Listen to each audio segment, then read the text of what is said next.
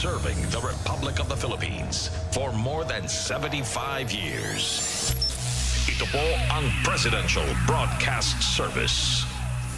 Pakinggan, panoorin, agaran in real time, o balikan sa pag-scroll up and down. Mga balitang dapat malaman, impormasyong tunay at napakikinabangan. Saan ka man, sa buong kapuluan. Babangon sa bagong sigla. Kababayan, kasama ang social media. Powered broadcaster ng bagong mamamayan. Tapat sa pag-uulat. Ito po ang Presidential Broadcast Service. Radyo Pilipinas. Oras sa buong Pilipinas, 4 na minuto bago mag-alas 4 ng hapon.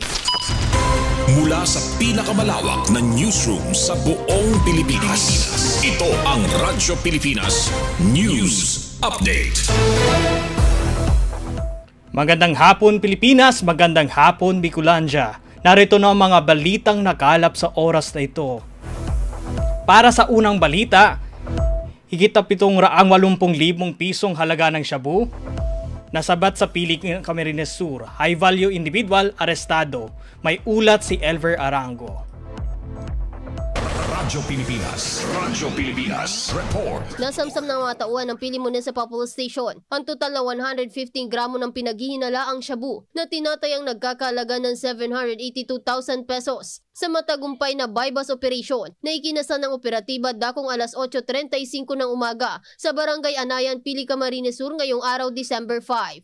Kinilala ang naarestong suspect na si alias Muslim, 44 na taong gulang, lalaki, may asawa, residente ng Barangay Kabuko 13 Martires, Cavite City at Dalican, Datoo din Sinsu at Maguindanao na tinaguri ang kabilang sa listahan ng high value individual. Ayon sa Pili Municipal Police Station, mula sa nasabing halaga ng kumpiskang droga, ang pagkaka-recover sa 3 piraso ng heat seal transparent plastic sachets, 1 piraso ng 1,000 bill kasabay ang budel money na ginamit bilang bypass money sa operasyon. Nagpapatuloy sinasagawang inventaryo ng pulisya at kasabay na inihahanda ang kasong isasampa sa sospechado. Para sa bagong Pilipinas, Elver Arango, Radyo Pilipinas, Radyo Publiko Albay.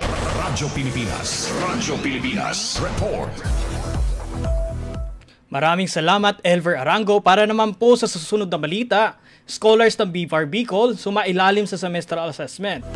Mga top-notchers sa Fisheries Professional Licensure Examination 2025 pinarangaralan. May ulat si Jennifer Pulinar. Radyo Pilipinas Report.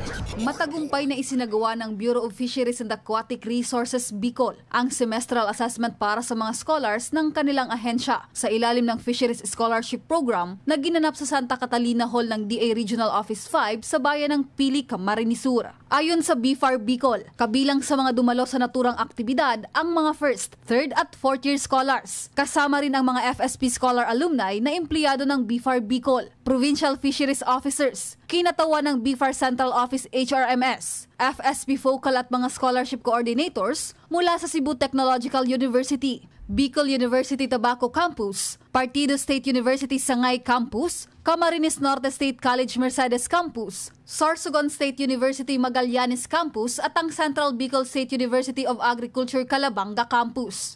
Binigyang pagkilala sa naturang aktibidad ang mga top-notchers ng Fisheries Professional Licensure Examination 2025 kung saan ginawaran ng 50,000 cash incentives ang top 1 na si Jonalyn Dulanon. Nakatanggap naman ng tag 20,000 pesos ang top 6 na si Willie Janohan at ang top 7 na si Vince Buenvenida bilang pagkilala sa kanilang ipinamalas na galing at talino na itinuturing malaking tagumpay hindi lamang ng kanilang pamilya kung hindi maging ng buong ahensya. Layunin ng pagsasagawa ng naturang aktibidad na mas mapalakas ang ugnayan sa pagitan ng BFAR Bicol sa mga katuwang na state universities at colleges. Gayon din ang masuri ang academic performances ng mga scholars, kasabay ng pagsisigurong tuloy-tuloy ang suportang kanilang natatanggap mula sa pamahalaan.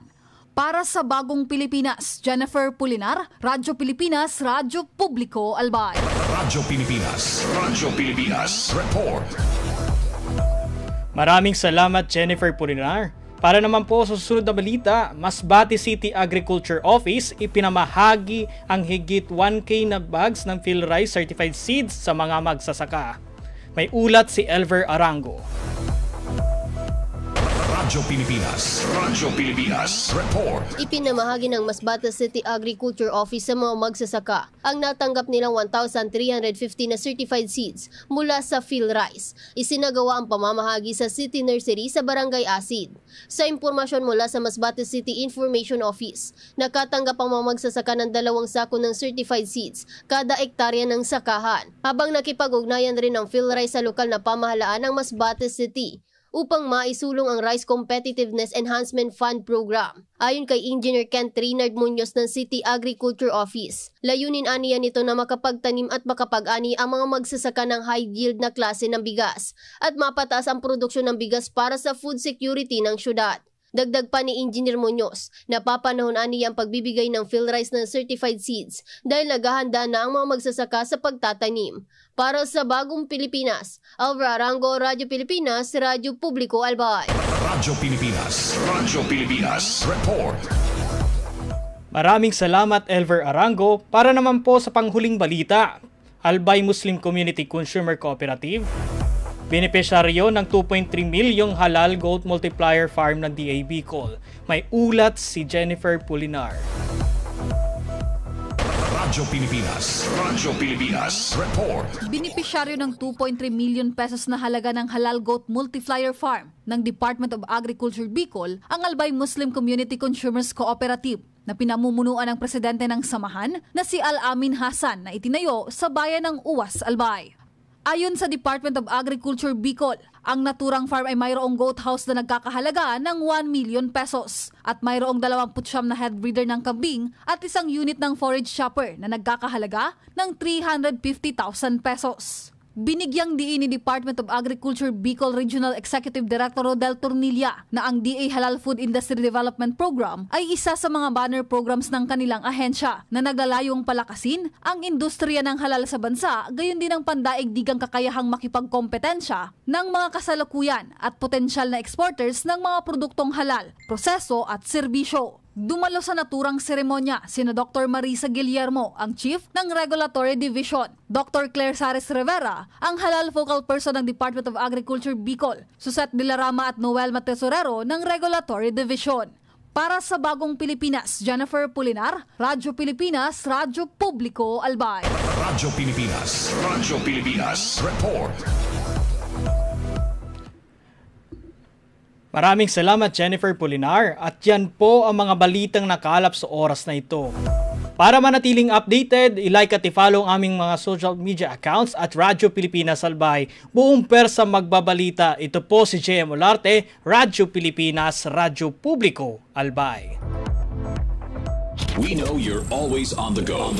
Pero ang mahuli sa balita is always a big no-no. Kaya Radyo Pilipinas is here to keep you updated. Reliable news delivered to you as it happens. Para sure na wala kang mamimiss. Bookmark our website at www.radiopilipinas.ph. Follow us on Twitter at Radyo Pilipinas 1 and like us on Facebook at www.facebook.com/Radyo Pilipinas 1. Together, let's dismiss disinformation.